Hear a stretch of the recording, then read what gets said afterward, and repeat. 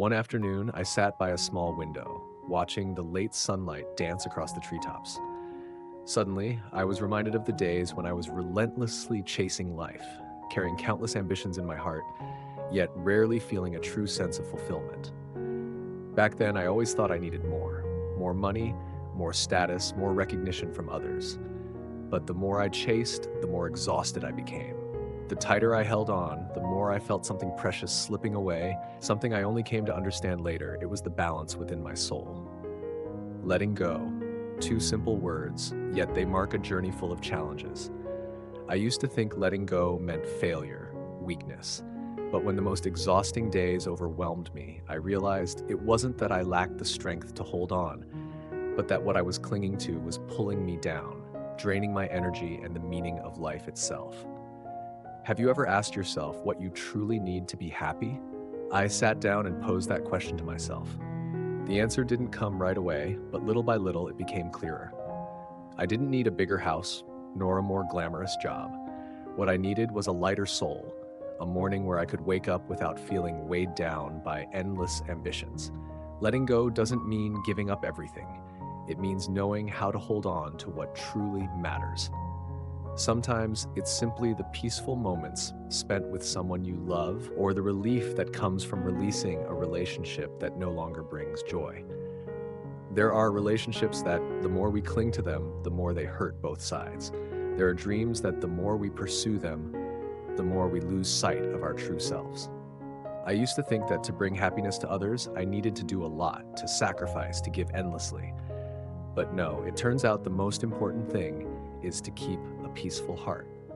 When you are calm enough, happy enough, you naturally radiate that to others. You don't need to push yourself, don't need to try too hard. Just be yourself in your most balanced state. Maybe you've been like me, confusing the desire to give with the expectation of receiving. Sometimes we enter a relationship not out of love, but out of fear of loneliness. We carry expectations, fears, and personal desires, placing them upon others. And then when they don't meet those expectations, we feel hurt, we blame them. But the truth is, they didn't hurt us. It's our unrealistic expectations that cause the pain. If one day you feel exhausted, try pausing. Don't dwell on what you lack. Instead, look at what you have: a trustworthy friend, a small family, or simply a leisurely afternoon sipping warm tea. These things, when cherished, become invaluable sources of energy that nurture your soul. Letting go, in the end, isn't about losing. It's about finding yourself again.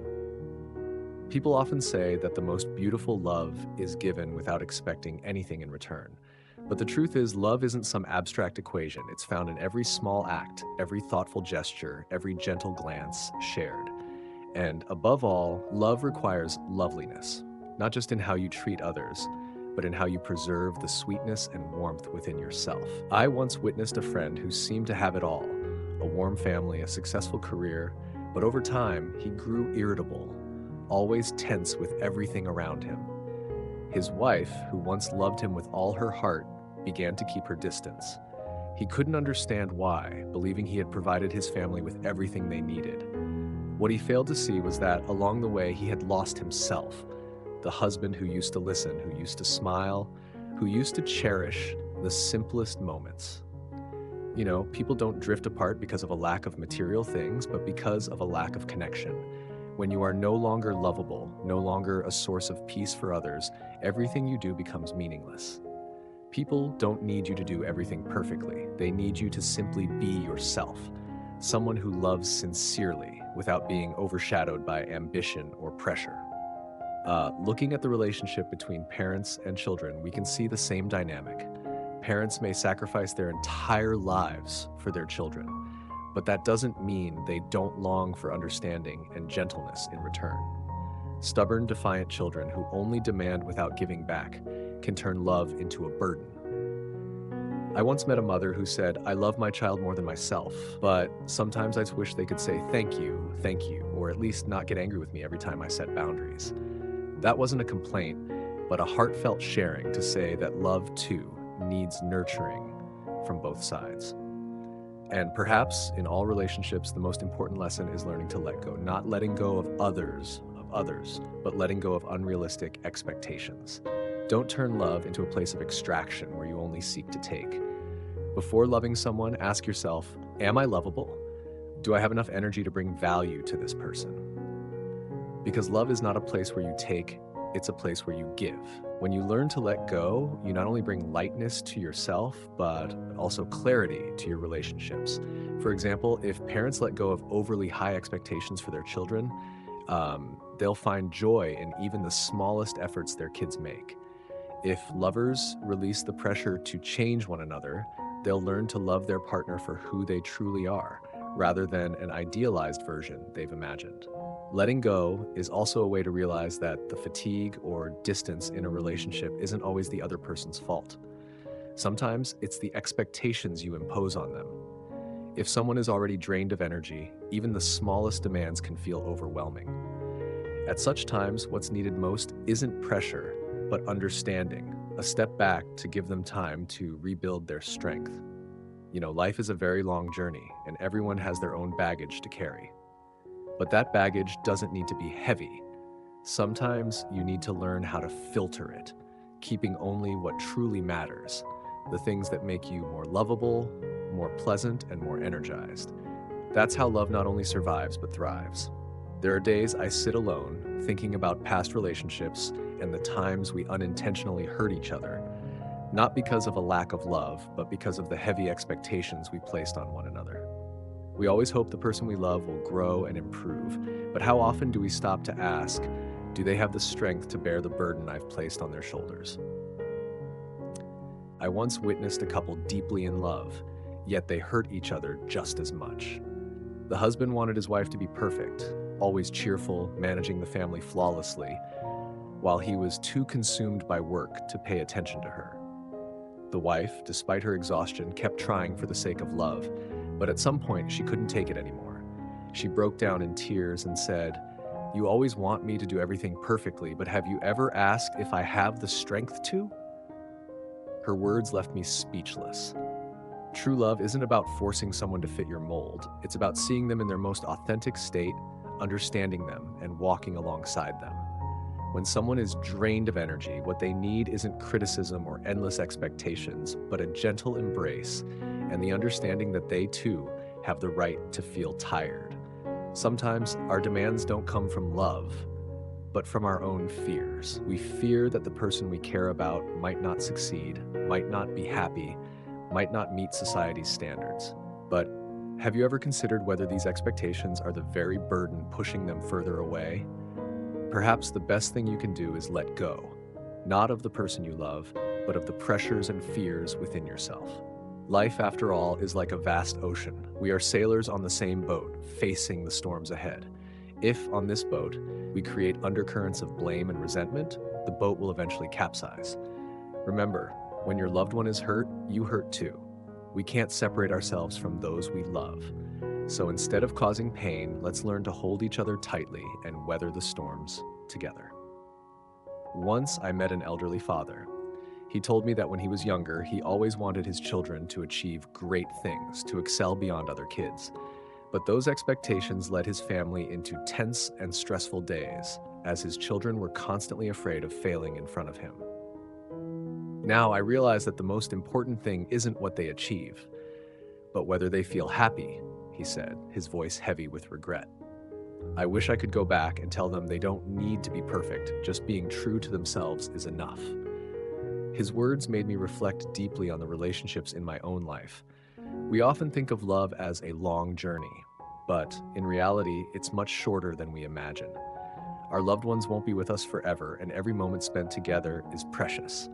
If every meeting could be the last, would we still want to blame, get angry, or hurt each other? Or would we give them all the tenderness we have to offer? Forgiving, letting go, and accepting, these aren't signs of weakness, they are how you preserve love. Forgiveness doesn't mean ignoring every mistake. It means letting go of stubbornness and the pain that isn't worth holding on to. When you see someone you love with appreciation, rather than through the lens of old wounds, you'll find them more beautiful, more lovable. Above all, remember that before you can love others, you must first learn to heal yourself. A heart full of pain cannot bring happiness. Only by letting go of past sorrows can you step into a new relationship with lightness and sincerity. Your loved ones, they don't need you to be perfect. They just need you to be yourself, with enough love and appreciation for what you both have. In the end, all we truly want is someone to walk with us through life's storms, someone who won't let go, who won't walk away. Love, without freedom, quickly becomes a prison. I once saw a father who loved his daughter so much that he tried to shield her from every possible mistake. He planned every step of her life, her education, her career, even the man she would marry. But the more he loved in this way, the more distance he created. His daughter started withdrawing, no longer sharing her thoughts, no longer smiling with the carefree joy he once adored. One day, she told him, "I know you want the best for me, but I feel like I'm no longer myself. I just want to live the life I choose, even if it's flawed or imperfect." The father stood silent for a long time, and for the first time, he realized that love cannot be control. It must be understanding and respect.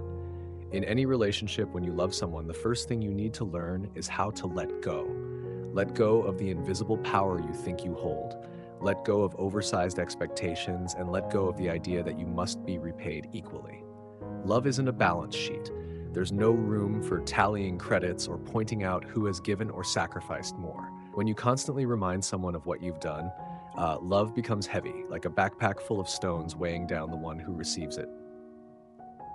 A friend once shared with me that his wife often reminded him of everything she had sacrificed for their family, giving up her dream job, taking care of the children, and enduring countless unspoken pressures every day.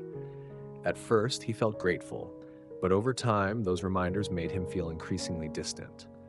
"I love her, but sometimes I feel like I'm no longer loved. I'm just repaying a debt," he said.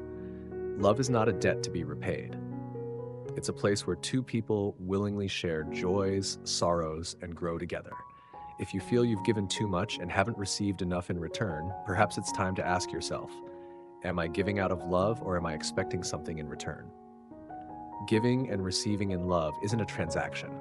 It's a natural flow. When you give sincerely, you're not just sharing love, but also finding joy in the act of loving itself. However, this can only happen when you let go. Let go of the idea that you're sacrificing. Let go of the feeling that you've done too much. Only then can love become light and enduring.